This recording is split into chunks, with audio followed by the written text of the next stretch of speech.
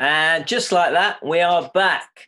I'm Clive Bissell, aka Oliver Stoned. I'm here with Ben Wood and Andy Duke from Ben Wood and the Bad Ideas. If you haven't watched part one, and I don't know what on earth you're doing here, but how dare you? How dare you?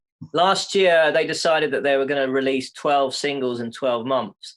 So we're just having a little chat just to catch up and round up of the year. And so we're going to start, well, where we finished off, April 2020. Lead Me On. Tell us a little bit about the video, the song, who played, yada, yada, yada. Go. Right.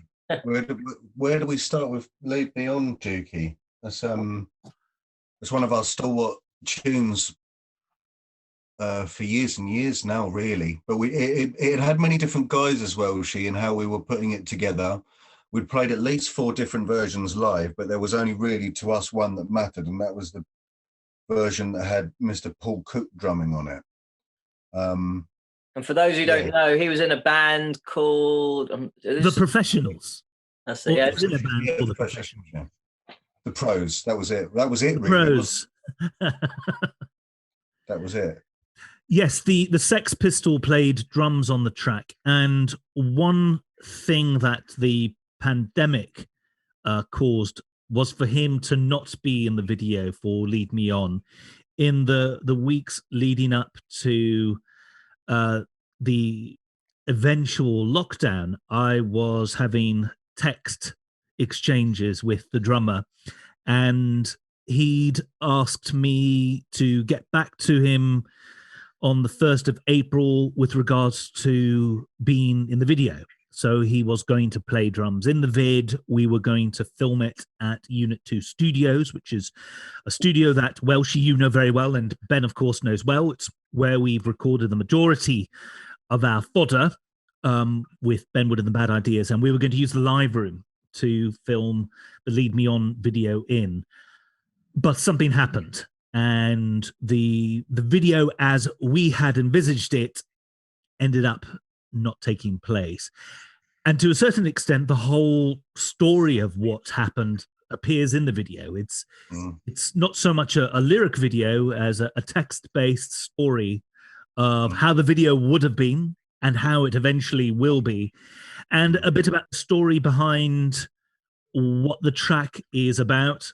And it features Samson in photo form, the very dog that I had fostered from guide dogs, and the very dog that, to a certain extent, were not for guide dogs and were not for Samson and the need for poop scoops, I may not be here having a chat with you all.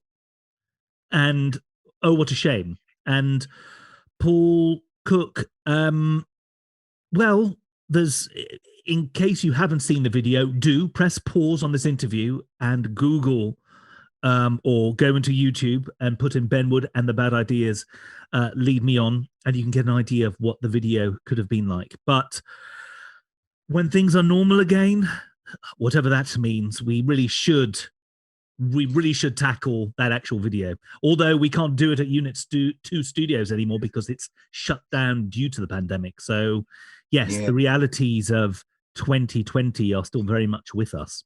So yeah, I mean, really, this, you know, putting all the songs and all the videos together, Lead Me On the video was the only thing really that the pandemic kind of messed up and put on the back burner. Yes. Yeah, there were a few little things that didn't come to pass because of it, but mostly it's just trifles really, whereas that was obviously something we planned quite carefully to try and get sorted for the video. In a way, I mean, well, we've got to go back and do the other one because we've promised to. It's just when the question of when that's going to be. I guess what's interesting is to echo what Dukey was saying, is that I think there's a bit of a beauty to the video as it is because it's very of the moment. It's kind of journalistic in a way because it charts what was going on. Because I mean, the Zoom stuff we all had set up, but I mean, that's when the pandemic was absolutely brand new and everyone was petrified, to be honest, to a degree, with what was going on. But at that time, there were questions going around about what the hell we're going to do for the next one, because obviously as soon as we've put one out, we've got to start on the next one. There were a lot of our brothers and sisters in bands I don't know why you worried. There was only eight more to go. National lockdown. But that's the thing. Everyone else we knew was sort of like, right, what we're going to do? Whatever. If other people, there are other bands who had releases planned that just said, no, we're going to call quits on this now. And in some ways, we had to have the conversation of how we're going to do this because we didn't know what it was going to look like going forward. And the meta text rundown of what it would have been and the promise of what it's going to be is a beautiful thing to behold. It's a hell of a big song for a very stripped down video. Yeah, this is actually... Paul likes it. That's the most important thing. Paul liked it. Or he said he liked it. And he's liked it on the day and he liked it in Louder Than Mortal and he called us good guys. So we obviously... That's Paul Cook from the Sex Pistols, not Paul Blue, who ended up working on a lot of the videos. We'll talk more about Paul Blue later. Paul Cook, what a legend. Lovely man. Recording with him was nothing short of lovely. He makes a wonderful cup of tea and is genuinely just a nice man. And it's the only time I'll let you off for not asking me to drum on a track. I was going to say, but when you do lose your seat, Welshie, it is to some pretty big names, dude, in drumming. If you get the call to down tools, then it's usually either sort of people like Dave Barbarossa, Paul Cook. You know, you can understand it. And on other days, I'm sure you could wipe the floor with them, dear boy. I'm biting my tongue here. Right. So, yeah, April, no one had a clue what was going on, what was the future held. May, Take My World Away. So I've got to say, I drummed on the next two. When did we record them? We just did 2 songs, didn't we? Towards the end of 2019. October-ish. But didn't I think, when did I not drum on them in 2020? I wasn't even. Oh goodness, you are right. Because you live close to the studio. Yes, you are right. I got that wrong. I think I got called in last minute. We're in the studio on Friday. Right. Can you come in and do 2 tracks? Here's the demo. And one of them was "Take My World Away," which was May's single. Can you tell us a little bit about? Yeah, I mean, "Take My World Away" that came about from the Dukey and I's writing sessions. When we were able to go out and about, we'd often do writing sessions in the pub. The pub's featured quite heavily in our interview so far, but it is crucial to us. That's where we'd go in Wapping, where Andy lives. We'd go to the town of Ramsgate, sometimes to the Prospect of Whitby, sometimes to the Lamb, and we'd write lyrics and have a bit of a writing session because it was just an interesting way of working on it. We had come up with an idea after being stuck about 6 pints in. We came up with this idea for a character called Jeffrey, who was supposed to be a kind of an alter ego, a guy who was a crooner, a bit unlucky in love, and a bit full of himself but didn't know it, and that gave birth to the crooning side of things. That actually features on Cora as well. That's an early guise of it. But the idea was, he said, we wanted to do something. I mean, there's no point pretending that there's overt Smiths influences there because we're huge Smiths fans. This was started as Andy called me up and pretended to be Mozza having an argument with his boyfriend on the voicemail, and it was sort of like, I can't believe the things I read, can't believe what he wouldn't do. And there was a joke line, and that first line inspired the whole tune. And of course, by then we were in quite a dark time. And the weather was great, though. Yeah, the weather was amazing for the vid. But yeah, it's very much we had the first line, and Andy had this amazing pumping bass line, which is very sparse, gives it a bit of an REM feel, and the lyrics came really quickly. So we just laid the top line on that, and unfortunately, I was in a position where I was on my own for the vid, whereas I'd normally have Ollie Stoned, Dukey's great for ideas for that, Ed's great for ideas for that, Paul Blue, and I had to go out and just do it. So normally you call me and say, "Oh, what are you doing in 10 hours' time? Can we borrow your camera?" So you did all this on your phone. Did you do all this on your phone, I believe? Yeah. Packed up the guitar and went out on the English, the Essex countryside on a beautiful sunny day, because that first part of lockdown was searing hot randomly, wasn't it? And well, the weather was great. Yeah, that's where the tune comes from. But it basically comes from our writing sessions and the early incarnations of Jeffrey, the alter ego. It's kind of like Bono's Mephisto, but this sad weirdo. And as a protagonist, Ben and myself aren't actually very keen on Jeffrey. So having Jeffrey based on me by any chance? He's a lot like you. He's indeed. A lot like you. And it's only like 80% you. That's okay then.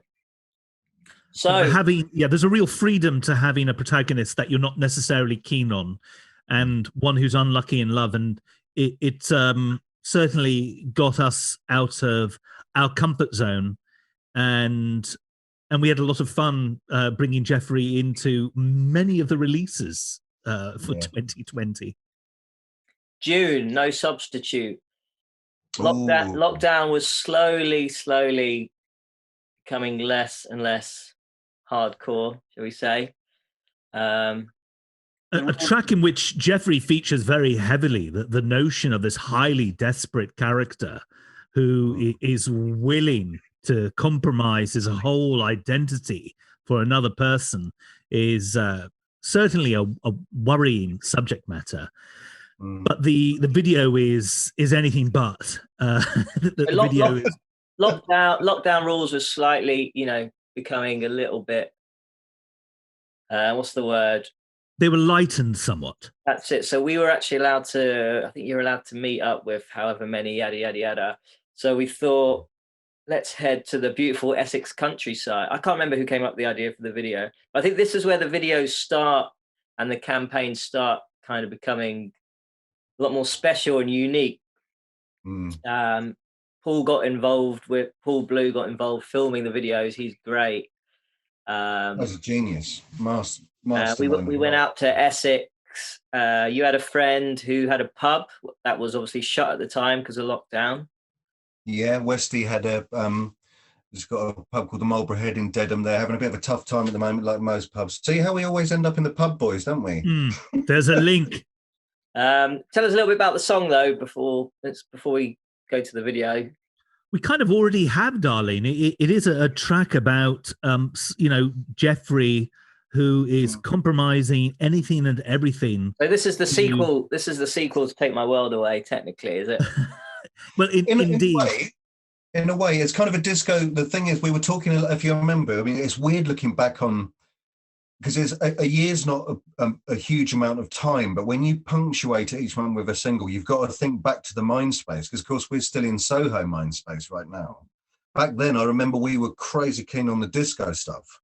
I was having a conversation with you, Elsie, about how good a lot of the Village People stuff was. Andy had this shuffling riff to open it that like built into what is essentially a disco number, with a really tragic croon over the top. We couldn't be further away from insert influence from previous single here. And we've got a vid that is totally off the charts on it. We've got Paul over and got free reign of this pub. We introduced the DD3000, which we'll get on. Well, I remember we spoke about having a bit of a brainstorming session on what we can potentially do for videos. And I watched a hell of a lot of old sci-fi movies throughout lockdown. And I thought, let's do like some kind of Terminator meets whatever. And I think you sent me a picture. You'd found some horrible, silly morph suit. Said for a laugh, why don't we get someone in this? And it basically grew from there, really. Well, yeah, because originally we wanted, Wesley, the landlord of the pub, wasn't available, but he's like this sort of 6'6", 3 foot wide guy. He was going to fit into this really tight suit, but he couldn't do it. He was busy at the time. Gave us free reign of the pub, so we had to call our brother in arms and photographer, troubadour friend, Mr. Duncan Dandy, in to be the DD3000, which features in a few vids. And then we just descended on the pub. We had a 5-minute brainstorming session with Paul out the front, fired up the cameras and just went for it. And I think that's where this has got, if looking over a lot of the singles over the years, where it has got a bit of an organic feel to where it goes, is because we just ran with it. Yeah. I also remember you coming outside, me and the Double D 3000 are outside drinking some cans of Guinness that we'd bought along. And you came running out, go, guys, you can't drink out here. We were like, why not? So the landlord's just called. There's people calling up thinking the pub's open. Yeah. Like, oh, and they were all coming down the road thinking, yeah, hallelujah, it's time to get back in the boozer. So we had to you hauled us in because it's just the weather was so good. You know, I've said before, but couldn't really have asked for a much better day. And it was all our first day leaving London since like March. Yeah. So it was really good special day that will live forever in my memories. And also featuring Mr. Billy Ritchie on the keys. Tell us briefly a little bit about him. He plays on a few of the tracks. Indeed. I'd met Billy through a podcast that I do called the Dookie Radio Show. And after being a guest, he's become a dear friend. He's not Jeffrey, is he? No, most definitely not. No. But Billy is a very positive, wonderful character with a very dry sense of humor and is anything but tragic. A fantastic musician. And it was probably this track that I initially heard sort of organ and particularly his style of playing on.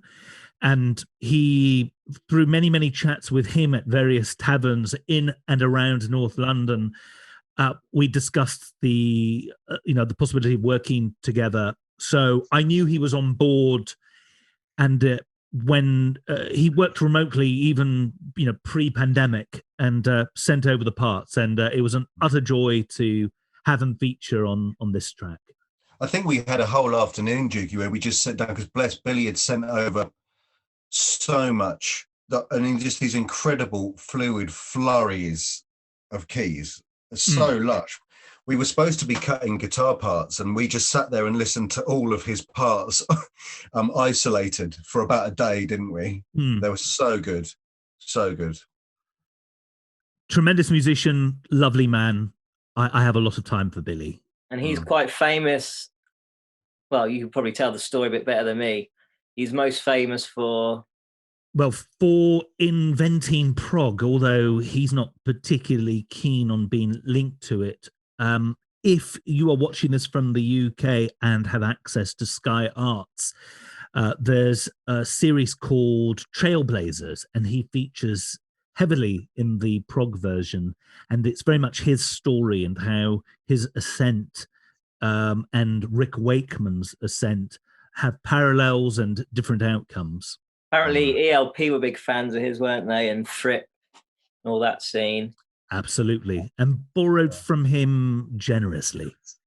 And he also, I believe, the story goes, introduced young David Jones, also known as David Bowie, to Jimi Hendrix at a show in London in 1969, was it? I don't know. That sounds about right. Perhaps maybe a year previous to that, but it's around that period. And there's lots of stories and rumors but is that, that legit? I believe you spoke to him. No, that's absolutely legit. And he had even worked on some early demos with David Bowie, which, if you know your David Bowie history, have a degree of quality issues. David Bowie hadn't found his identity yet. So Billy liked David Bowie as a person, but wasn't so sure about the musician. And obviously that changed, and young musicians are allowed to develop and discover their own roots to the eventual genius that they display later on. But Billy knew him, and they worked on demos together. Also, Billy's story is that when he was in his kind of first band that kind of established themselves in the UK, they were the 1-2-3s.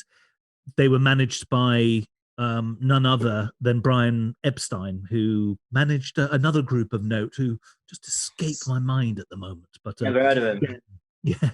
And then what happened was just as the kind of 1-2-3s were about to have a big international launch, Brian Epstein decided to take one too many amphetamines and died of an overdose.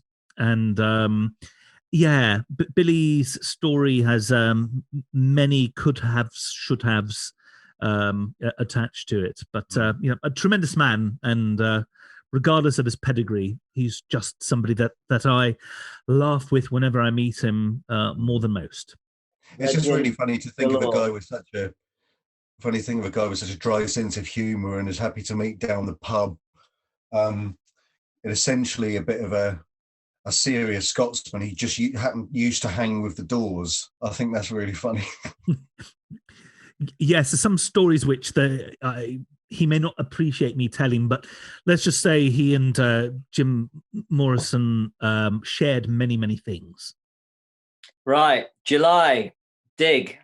So the studios were still closed over here. I believe the previous few singles, you had to cancel sessions and you were recording stuff in kitchens and home studios.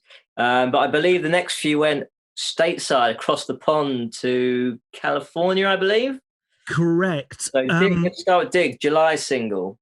Yes, there's a lovely man whose name is Jeffrey, although it's not, he isn't the Jeffrey, but Jeff, who is a producer in Southern California, and he's somebody who had reached out and wanted to work with us, particularly to help move our plans for 2020 along. Initially, just offering his mixing and production skills, and he had the embryo for a track which eventually became Dig, with no vocals or vocal parts to begin with, and Ben and myself got together in a field in deepest Essex, and I had an MP3, kind of one of those Wi-Fi speakers, that's about the size of this mug, and Ben and myself sketched out the whole story, which Jeffrey, our protagonist, our alter ego, features quite heavily in. And it's very much about wrestling with demons, wrestling with addiction. And I'm pleased to say that in the Essex sunshine, in this beautiful field, Ben and myself danced around while we wrote lyrics and put together the melody that became Dig. And it was very last minute. That's certainly the one that's the closest to being down the wire. The vocal parts, which Ben had to record in his kitchen, were sent to Jeff to mix. Goodness, probably only within a week or two of the actual release. So it was being put together down the wire. Yeah, that one went right to the wire. And plus, I mean, yeah, again, I think we just weren't able to get in the pub, so we had to do our special Jeffrey writing session out in the field, and it must have looked really bizarre to dog walkers out and about to hear quite, because it's quite a raucous tune. Lyrically, it's interesting. It's short. It's quite blistering, but yeah, it seemed to take on the other side of the pond quite well, which is really cool. It's a good song, and of course, we had the video where we all got together in the AD studio, which is not there anymore. Yeah, I think studios had just opened, hadn't they? Very, loads of rules, socially distanced, etc. Yeah. And again, I think it was one of those that you called me up. We need a video within a week. Any ideas? No, but I got a camera, and I think we just went and set up. And your friend Karen features in the video as well. Yes, she plays the seductress representing addiction, who we follow, or the protagonist follows throughout. And yeah, I like the video. I think we all look really good in the video. And it takes place at Unit 2 Studios, where we record. And yeah, I enjoyed the whole process of making it. I'm glad we got in there for a good vid before it went, because it means a lot to us, that place. And it's got a cool energy to it.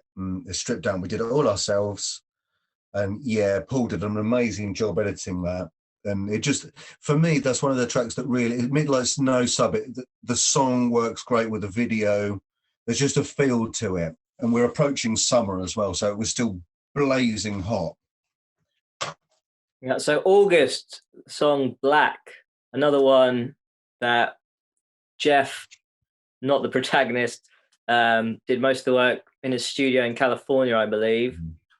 Correct. The gestation of this one is very, very similar to... Sorry, what was... I always forget. What Jeff was in a band called... What was Jeff's band? Jeff was in... like a funk rock band in the 90s. Funk, they Funk played... Addicts? No, it was Funk Addicts, Dukey, wasn't it? Oh, goodness, I'm trying to remember their name. Please edit this out. Yeah, get rid of this. I hope you're not watching, Jeff. Oh, hang on. Something Addicts, wasn't it? The Funk Addicts? Yeah. Funk Junkies. The Funk Junkies. Funk Junkies. That's it. Here we go. Yes, hang on, sorry, wait. edit that out. Oh, yeah, Jeff back in the day was in a band called the Funk Junkies. I remember, I know them through there was a movie, what's he called? Farrelly? Yeah, Chris Farley and David Spade were in the 90s, and their song was the soundtrack, and I knew of them just through this video. Yeah, when I was younger. What's cool about the video is Jeff's band are playing in there. Well, you've got the two characters from the vid, and around that sort of the Dumb and Dumber era almost, where you'd get the two lead actors from a big film to star in the music video. So those two go along to the venue to see the band play in a warehouse, which I think is really cool to have Chris Farley walking around trying to get in into the mosh pit in the actual costume from the film, and David Spade really doesn't want to be there. I used to love it when people did. Great producer. People actually did songs for. Sorry. No, I was just saying I like it when people used to do songs for movies and that. You don't really get that anymore. No. And make it a big concern. Go to town on it. It's a great video. I think the tune's called I Like It Loud, or I Love It Loud, as I recall. But yeah, great, just a great producer, great guy, great guitar player. And he was just a joy to work with. And you've got that slight, there's some edge from the stateside sound coming in there, which we really enjoy because we love that tone. And it worked really well because, of course, we're stepping slightly out of that sort of 82 British sound and anything post-punk, but I think it scans really well. And it was cool just to have different people producing things because it's a long year. I know it seems really quick to us. It was cool to have different people bringing such expertise to the table, and it all showed in the end product. I love Dig and Black. I think they're both fabulous. So for the video for Black, the gang all headed back out to Essex to do the sequel, really, to No Sub. Yeah, we went to the Redoubt Fort and Beacon Hill Fort. Sorry, that's what used to be called Redoubt Fort. Beacon Hill Fort in Harwich in Essex, in my hometown. So it's a Napoleonic fort in its foundations, and then a World War II fort, which we had the run of for the day. Which is awesome. So we got pull down the DD 3000 features, and in No Substitute, he steals the guitar from you. So this is us trying to get it back. Yep, he's still got it. And also, this is where we start putting a load of nods from other videos. So it actually starts, if anyone's watched them all, of us all in our gear from the Dig video, as if we've just finished the session. Yeah, you've got the Easter eggs happening. You're starting to see different references to other bits, and callbacks are starting to happen. You want to go somewhere, Dookie? No, I was just farting. Did you press the ejector seat accidentally? I still feel really short. This chair's broke. I need a new one. You can also move your camera down, darling. Okay, but then it just is I don't want to take everyone's view of you guys. Everyone's gonna be watching my shirt. Oh, bless. Okay, September, You Are the Crash I Needed. I love that tune. Dukey, You're the Crash I Needed.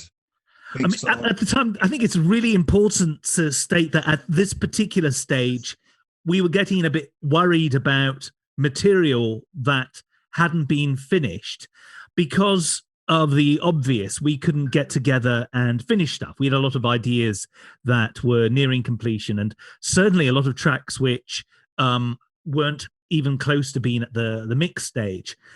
And while planning some songs that eventually appeared later in the year, I just had this idea for a track that I sent to Ben, and just with suggesting that we put everything that we had down, and could we do something with this?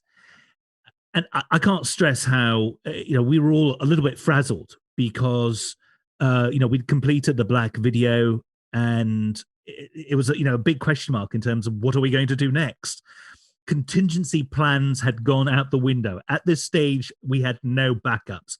Access to studios to record in was a sketchy thing at best.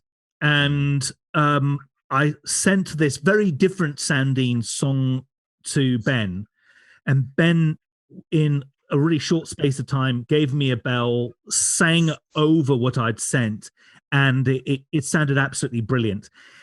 And we got it finished very, very, very quickly, in that the demo was very much the arrangement that you hear. And this is the first song in which Benny Woo Woo did the vocals on an iPhone. And the vocal performance is great. I mean, other phones are available. Yes, other phones are available. And the thing that's so great about that vocal performance is the sound is really, really, really good. But because Ben was in a completely and utterly comfortable state and had sent it to us as just an indicator of what everything would sound like, there's no stress or strain in his voice. And we ended up using most of that original iPhone take on the recording. The vocal performance is something else. And although he found a local studio to record the bits properly, we still used the majority of the iPhone take. But it was all last minute. I would say, Ben, am I correct here? In the space of about a week between you hearing the music. Yeah, I mean, that was insane. It wasn't even down to the wire in regards completing it. It was down to the wire in regards starting it. Yeah. And I mean, the arrangement was so good that we knew we weren't going to have to change too much. You're going to have to recut a few guitar parts. We had to get Welshie in to drum it. And your drums are stunning on that, Welshie, by the way. Yeah, I think I went in. It was the last Unit 2 session. I think I did the last 4 drums. We did it. We had like an hour and a half. The studio opened again. Yes. A lot of the reviews were like, God, that drum is damn good. I mean, it's where we returned slightly to the post-punk thing. It's very much a goth tune. But yeah, I sent the vocal parts over to Andy on an iPhone as a guide, because we at this point, we're clutching at straws, and release day is bearing down on us. But it worked. I raced down to the local studio, who let me in safely with distancing, to recut hours worth of vocal takes, because we just had to. There was no room for error because we didn't have any time. Sent it over to Juki, and within a week we had the whole thing together, mixed and mastered not long after that, and it was ready to go. And then we had to go out to the wilds of Norfolk to film the video. Got the gang back together. We haven't mentioned Ed Sonsino features in a lot of these videos. Yeah. One of the coolest looking motherfuckers. He's beautiful. He's a beautiful man, both aesthetically and as a person. I think Ben, I think Ben had just been watching some WWE and sent us a message going, what about some, why don't we do a wrestling video? Yeah, I've been checking out the Iron Sheik and all those guys, and I thought it's interesting, the dynamics of the performance in the ring and what those guys do. And I thought we could do something like this, but make it kind of unlikely, like anti-wrestlers. But I think originally we're all we'd have been the worst wrestlers of all time. We'd have been first out in Royal Rumble, wouldn't we? Well, yeah, of course we would. But I thought all 4 of us could be wrestlers. And then I think, Welshie, you had the idea of me being the referee and trying to keep you guys at at arm's length. But yeah, Referee, wanker. I just wanted to call you a wanker all night. yeah, precisely. The referees are what's the name, but yeah, that dynamically worked really well. Paul was great with it. Swift Fitness Gym were fantastic. We just drove for miles to get out to the Norfolk countryside to use this full regulation ring at night time. It was a night shoot, wasn't it? Yeah, they stayed up open a little bit late for us. Really good dudes. How did you find the gin? Random. Oh, no, I think Ed sorted it. He knew someone who knew someone. Yeah, Ed sorted it. And sorted a lot of things this year. He was amazing guitar player, great feature. And in the videos, as you say, he looks like something out of a Coen Brothers film. So they stayed behind and opened late for free for us, and very good dudes. What's the gym called?